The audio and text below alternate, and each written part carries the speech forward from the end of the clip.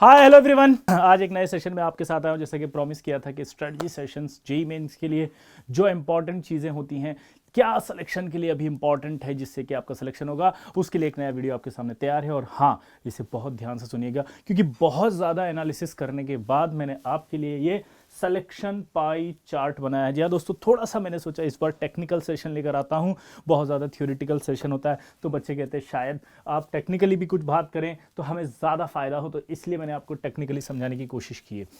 कभी भी अगर हम सिलेक्शन रेशियो की बात करते हैं, सिलेक्शन पाई चार्ट की बात करते हैं, तो हमारे सामने सबसे इंपॉर्टेंट चीज़ जो आती है दोस्तों, वो आता है कि आखिर हम अपने पूरे सिलेक्शन को किस तरह से मेजर करें, या किस पार्ट का जो रोल है वो कितना होता है, और हमारा उस पार्ट को कंप्लीट नहीं करने से लॉस कितना होता है। जी हाँ दोस्तों, ध्यान रखिएगा, लॉस। क्योंकि हम क्या करते हैं कि सिर्फ एक पार्ट में नुकसान होने की वजह से हम पूरा उसको ही कंसीडर कर लेते हैं कि वो अकेला ही डोमिनेटिंग फैक्टर है। मतलब वो एक ही चीज डिसाइड कर दे कि मेरा सिलेक्शन नहीं होगा। जैसे मैं आपको बताता हूं, सबसे पहले सिलेक्शन पाई रेशो को अगर आप देखते हैं या पाई चार्ट को देखते हैं, तो सबसे इंपॉर्टेंट आपका पार्ट होता है जब आप अपने पढ़ाई तैयारी करना शुरू करते हैं एग्जाम की, तो वो होता है स्ट्रेटजी। आपकी एग्जाम की प्रिपरेशन की स्ट्रेटजी क्या है, आपका फोकस क्या है, कि कहां पर आप जाना चाहते हैं, किस गोल को अचीव करना चाहते हैं, ये आपकी स्ट्रेटजी डिसाइड करती है। लाइक आपका जेईई मेन फोकस है, जेईई एडवांस फोकस है, आपका परसेंटाइल 99% फोकस है, या आपका परसेंटाइल 95% है, 99.99% है, या आपका टॉप एनआईटीज है, या आपका जो है कंप्यूटर साइंस, चाहे वो एनआईटीज में हो चाहे वो आईटीज में हो। तो ये आपका एक गोल होता है जो आपकी स्ट्रेटजी से बनता है, या यूं कहें कि अगर गोल आपने फिक्स कर लिया तो उसके प्रति आपको एक स्ट्रेटजी बनानी पड़ती है। तो स्ट्रेटजी का एक बहुत बड़ा रोल होता है स्ट्रेटजी फॉलो करने के लिए। स्ट्रेटजी फॉलो करने के लिए आप सबको पता है टाइम मैनेजमेंट अगर आपका फेल हो जाता है तो आपकी वो स्ट्रेटजी भी फेल हो जाती है। तो टाइम मैनेजमेंट का भी एक बहुत बड़ा रोल होता है। तो टाइम मैनेजमेंट का भी आपके सिलेक्शन में बहुत इंपॉर्टेंट रोल है। तो अगर टाइम मैनेजमेंट की बात करें अपन, तो टाइम मैनेजमेंट के साथ साथ ये टाइम मैनेजमेंट और स्ट्रेटजी किससे डिसाइड होती है? होमवर्क से। जी हाँ दोस्तों, अगर आपने होमवर्क पर ध्यान नहीं दिया तो आप देख सकते हैं कि होमवर्क पे अगर ध्यान नहीं दोगे तो आपका सब कुछ खराब हो सकता है। लेकिन ये बात हम तब की बात कर रहे हैं जब हम एक ओवरऑल सिलेक्शन की, जब हम स्टार्ट करते हैं अपनी जर्नी को, अपने सिलेक्शन के लिए अपनी पढ़ाई को, जब हम कोचिंग के अंदर एडमिशन लेके साल भर की पढ़ाई करते हैं। मैं उस सारी पॉइंट्स को कवर करने की कोशिश कर रहा हूं यहाँ पे। अगला पार्ट आता है आपके उस एग्जाम जिसकी आप तैयारी कर रहे हैं। जैसे आपने कहा कि जेईई मेंस की तैयारी कर रहा हूं या जेईई एडवांस की तैयारी कर रहा हूं, तो उसके पीवाईक्यूज, प्रीवियस ईयर क्वेश्चंस जो 10 साल 15 साल 20 साल 25 साल में अब तक आए हुए हैं, वो आपको आने चाहिए, वो देखे हुए होने चाहिए आपके। क्योंकि अगर आपने वो नहीं देखे हुए हैं तो फिर इसका मतलब है कि आपको उस एग्जाम का नेचर ही नहीं पता, उस एग्जाम की डेप्थ नहीं पता, एग्जामिनर का माइंडसेट नहीं पता, उसकी थॉट प्रोसेस नहीं पता, एग्जाम का टफनेस लेवल नहीं पता। अगर ये सब आपको नहीं पता तो आप किस तरह से उस एग्जाम की तैयारी कर रहे हैं? भाई, जिस आदमी से आपको मिलना है तो आप उसके बारे में जानकारी प्राप्त नहीं कर रहे, जाके मिल लिए तो फिर कोई रिजल्ट नहीं मिलेगा, आपको पता भी नहीं चलेगा वो रिजल्ट सही है कि गलत है आपका। क्लियर? तो हमें उसके बारे में क्या इंपॉर्टेंट पता होना चाहिए, बताओ? पीवाईक्यूज। और इसी तरह से कोई भी एग्जाम या कोई भी काम करना होता है लाइफ में, चाहे आप एग्जाम की बात मत करो, किसी और काम की बात करो, तो उसके लिए जरूरी होता है कॉन्फिडेंस। या दोस्तों, यहाँ पर आपको कॉन्फिडेंस खुद पर होना चाहिए, खुद की पढ़ाई पर होना चाहिए, खुद की स्ट्रेटजी पर होना चाहिए। खुद के ऊपर अगर आप कॉन्फिडेंस नहीं रखेंगे तो जो भी आप अचीव करना चाहते हैं वो कभी नहीं होगा। तो मैं आपको एक रेशियो जो बनाया मैंने, उस रेशियो के हिसाब से आपको समझाने की कोशिश करता हूं कि आखिर इन सब का क्या रोल रहता है, किस तरह से कितना परसेंटेज वेरी करता है। अगर कोई सेगमेंट हमारा वीक रह गया तो उससे हमारा कितना लॉस होता है परसेंटेज वाइज, वो देखने की कोशिश करते हैं दोस्तों। अगर हम किसी भी एग्जाम की तैयारी करते हैं तो इस एग्जाम की तैयारी में जो स्ट्रेटजी का रोल होता है वो देखा जाए तो 20% स्ट्रेटजी होती है हमारी। अगर हम स्ट्रेटजी की बात करें तो मतलब किसी भी एग्जाम को क्रैक करने के लिए 20% आपका मिनिमम स्ट्रेटजी आपकी रोल प्ले करती है, अगर आपकी स्ट्रेटजी सही है तो। इसके बाद अगर हम बात करते हैं टाइम मैनेजमेंट की, तो सेम टाइम मैनेजमेंट भी 20% कंट्रीब्यूट करेगा आपके सिलेक्शन के अंदर। अगर आपका टाइम मैनेजमेंट खराब है तो आपका 20% लॉस हो जाएगा। ठीक है? उसके बाद अगर हम बात करते हैं टाइम मैनेजमेंट के साथ साथ होमवर्क की, देखिए यहां पर सबसे बड़ा वेटेज आता है होमवर्क का। 35% आपका होमवर्क का मिनिमम रोल होता है। मिनिमम बोल रहा हूं। एक बात मैं बता दूं भाई, सिंपल, ये मेरे व्यक्तिगत विचार हैं, मैंने अपने वर्षों के गहन अध्ययन से ये स्ट्रेटजी बनाई है। जो बच्चों से मैं बात करता हूं, जिन बच्चों से बात करने के बाद मुझे एनालिसिस होता है, मैंने वो लिखा है। ये मैं वेरी कर सकती है एडुकेटर टू एडुकेटर, किसी और टीचर का हो सकता है बोल दे सब गलत है, वो उनका व्यू हो सकता है। कोई बच्चा बोल दे सब फर्जी बता रहे हो आप, ये उसका व्यू हो सकता है। ये मेरा व्यू है और मैं इंडिपेंडेंट हूँ, मैं अपना व्यू रखने के लिए।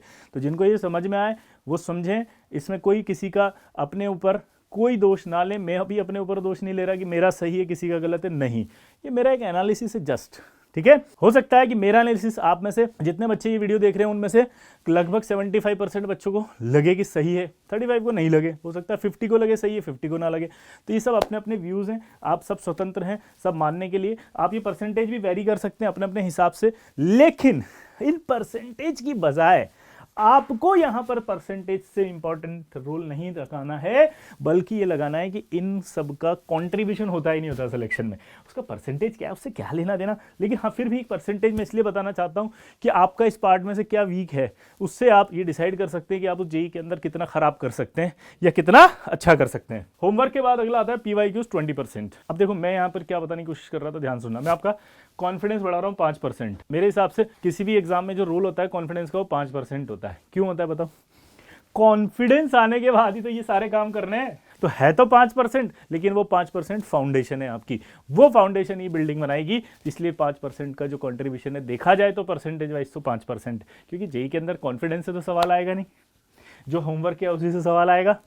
ये होमवर्क होगा कब? जब स्ट्रेटजी सही होगी, आपका टाइम मैनेजमेंट सही होगा, ऑब्वियस सी बात है ना। तो कहीं ना कहीं ये सब इंटरकनेक्टेड है।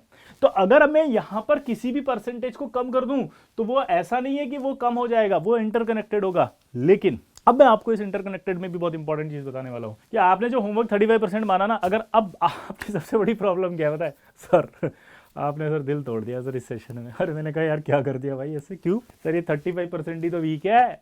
तो सर सबसे ज्यादा इंपॉर्टेंट चीज तो हमारी वीक है होमवर्क, वो 35% ही तो नहीं आता, और आप कह रहे हो सबसे ज़्यादा रोल इसी का होगा। तो सर ये 35% ही अगर मेरा वीक है तो फिर तो मेरा कुछ होना ही नहीं है सिलेक्शन में। नहीं दोस्तों, यहाँ पर मैं आपको बताना चाहता हूँ उस 35 का भी मैंने क्या किया, देखो आप, मैंने उस होमवर्क का मेजर कॉन्ट्रीब्यूशन होता है उसको 2 पार्ट में किया था अलग अलग।